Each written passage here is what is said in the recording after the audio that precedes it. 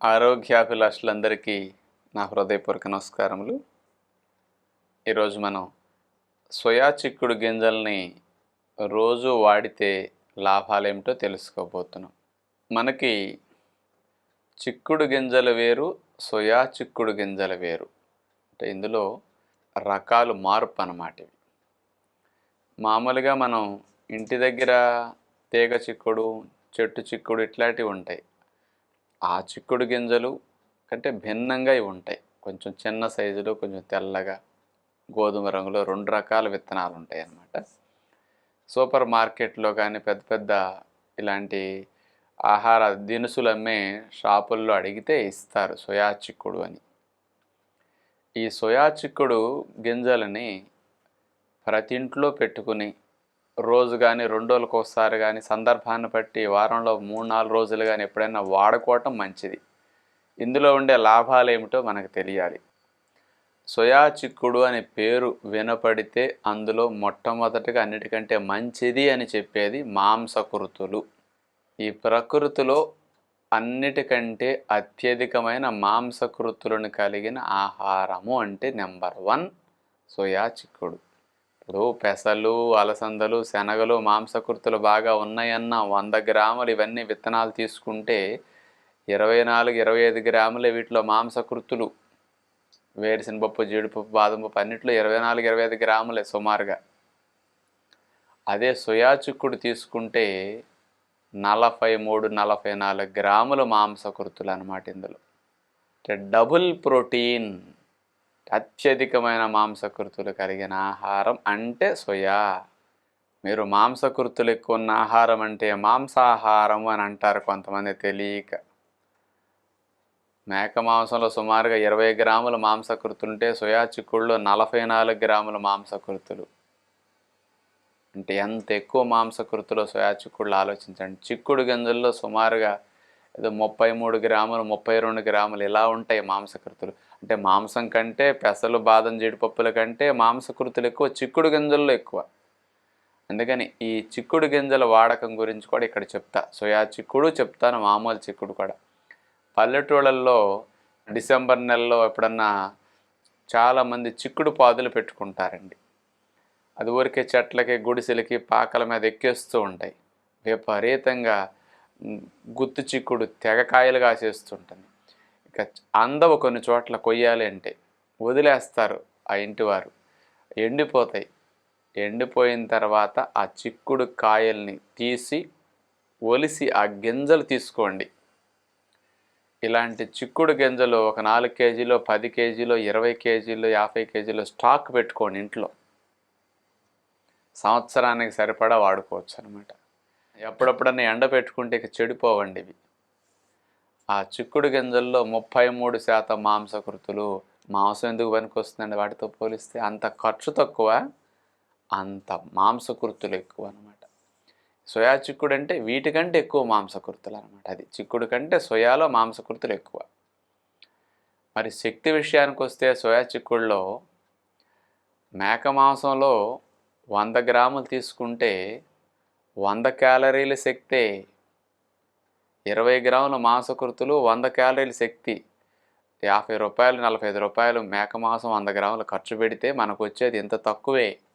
అదే సోయా చిక్కుడు గింజలు తీసుకుంటే 100 గ్రాములు 10 రూపాయలు, 12 రూపాయలు అట్లా అవుతాయి సుమారుగా.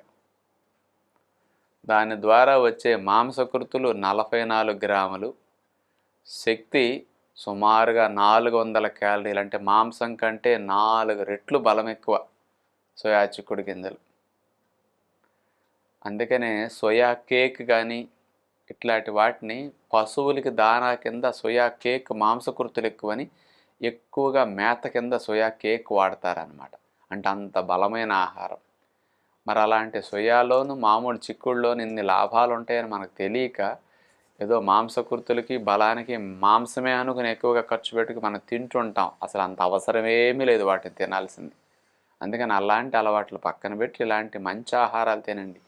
ఈ చిక్కుడు కానీ, సోయా చిక్కుడు కానీ యాంటీ కొలెస్ట్రాల్, కానీ మాంసాహారం ద్వారా కొలెస్ట్రాల్ వస్తుంది. చూడండి ఎంత లాభమో. అందుకని ఇలాంటి చిక్కుడు గింజలు కానీ సోయా చిక్కుడు కానీ మనం తినదలిసినప్పుడు రోజు ఇంటిల్లపాది 3-4 ఉంటాం కదా, అన్ని గింజల్ని నానబెట్టండి ఒక 15 గంటలు. మొలకలతో పాటు మాత్రం వీటిని తినకండి. ఇవి పైన తొక్క వీటిది కొంచెం కండ్రగా ఉంటుంది. అందుకని పచ్చిగా తిన్నప్పుడు వికారంగా ఉండి కొంతమందికి వాంతులు అవుతాయి, సరిగా అరగవు, గ్యాసెస్ వస్తాయి అన్నమాట ఆ కండ్రకి. అందుకని సోయా చిక్కుడిని వండి తినటమే ఆరోగ్యానికి మంచిది. ఈ 15 గంటలు 12 గంటలు నానిన చిక్కుడు కానీ సోయా చిక్కుడు కానీ గింజల్ని మీరు కుక్కర్ పెట్టుకునేటప్పుడు అందులో గిన్నెలు ఉంటాయి కదా, ఒక గిన్నెలో ఏదో అన్నమో పప్పో విడివిడిగా ఏ గిన్నెకి ఆ గిన్నె ఉడకటానికి పెడతారు కదా, ఈ చిక్కుడు గింజల్ని ఒక గిన్నెలో వేసి చక్కగా కాస్త నీళ్లు పోసి అట్లా పెట్టేసేయండి. నానిన వాటిని సహజంగా నానిన వాటిని నీళ్లు పోయక్కర్లా, ఆ కుక్కర్లో ఉండే స్టీమ్కే అవుతాయి. ఇక నానబెట్టాం కాబట్టి ఇక అక్కర్లేదనమాట. ఇక నానిన గింజలు అట్లా కుక్కర్లో పెట్టేసేయండి, ఒక కప్పులో పోసేసి, స్టీల్ కప్పులో. శుభ్రంగా అటు అన్నమో పప్పు ఉడికేసరికి ఇవి కూడా ఉడికిపోతాయి ఆ స్టీమ్కి. ఇలా కుక్కర్లో పెట్టి ఉడికిన సోయా చిక్కుడు గింజల్ని కూరలో వండేటప్పుడు ఇక్కడ ఉడికినాయి కాబట్టి ఇక కూరల్లో వేసేస్తే ఉడకటానికి పెద్ద ఎక్కువ సమయం పట్టదు కొంచెం. అందుకని ఎక్కువసేపు ఉడికితే కానీ మెత్తబడవు కాబట్టి ముందు కుక్కర్లో ఉడకబెట్టడం ఆంతర్యం అదనమాట. ఇలా ఉడికిన సోయా చిక్కుడు గింజలను కూరల్లో పడేసేయండి. మీరు బఠానీళ్ళు నానబెట్టేసి కూరలు ఉడికేటప్పుడు వేసుకుంటారు కదండి, అలా అనమాట. ఈ ఉడకబెట్టిన సోయా చిక్కుడు గింజలను కూరల్లో వేసి రోజు వండుకోండి. అవి బఠానీళ్ళలాగా మధ్య మధ్యలో ఆ పప్పులు తగులుతూ కూర చాలా బాగుంటుంది. ఏ కూరలైనా వేసుకోవచ్చు, ఆకుకూరల్లో కూడా వేసుకోవచ్చు మీరు ఇట్లా రోజు. కందిపప్పు పెసరపప్పు వేసుకుని ఆకుకూర వండుకున్నప్పుడు సోయా చిక్కుడు మానేయండి. అవి లేనప్పుడు రోజు సోయా చిక్కుడు గింజలు ఉడకబెట్టి ఇట్లా పప్పులు ఉడికేటప్పుడు ఆకుకూరలు ఉడికేటప్పుడు అందులో వేసేసేయండి అనమాట. కొంతమంది అన్నం విడిగా వండుకుంటారు. ఈ నానబెట్టిన సోయా చిక్కుడు గింజల్ని బియ్యం కడిగి పొయ్యి మీద ఎసరు పెట్టి వేసేటప్పుడు ఆ ఎసరులోనే సోయా చిక్కుడు పడేసేయండి. ఇక అన్నంతో పాటు ఉడికిపోతాయి.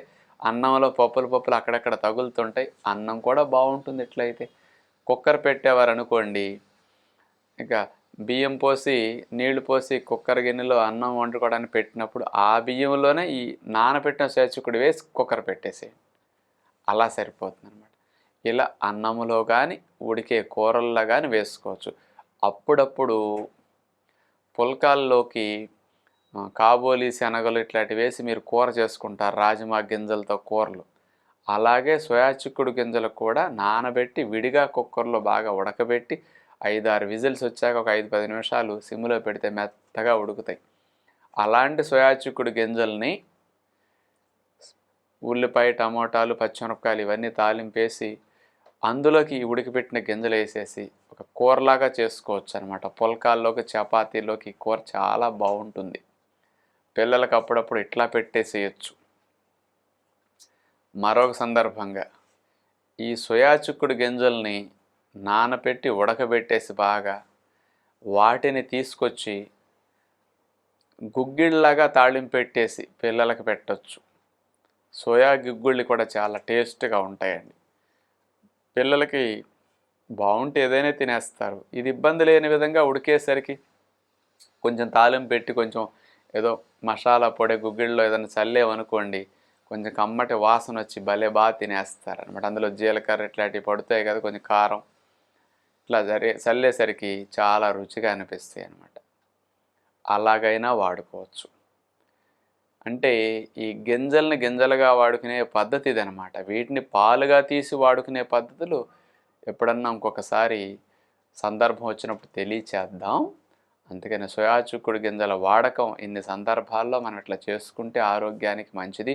ఇలా సోయా చిక్కుడు బాగా వాడుకుంటే గర్భిణీకి శిశువు ఎదుగుదలకు కావలసిన మాంసకృతులు బాగా లభిస్తాయి, బాలింతలకు పాలు బాగా పడతాయి, ఎదిగే వయసులో పిల్లలకి గ్రోత్కి బాగా ఉపయోగం, బాడీ బిల్డర్స్కి వెయిట్ లిఫ్టర్స్కి ఆటలాడేవారికి కండపుష్టికి నెంబర్ 1 ఆహారం అన్నమాట. అంటే ఇట్లాంటి వాళ్ళందరికీ ఇది ప్రధానంగా అవసరమైన ఆహారంగా మీరు గ్రహించి వంటల్లో వీటి వాడకం చేస్తారని తెలియచేస్తూ తదుపరి కార్యక్రమంలో మరిన్ని ఆరోగ్య రహస్యాలతో మళ్ళా కలుసుకుందాం. అందరికీ సెలవు. నమస్కారం.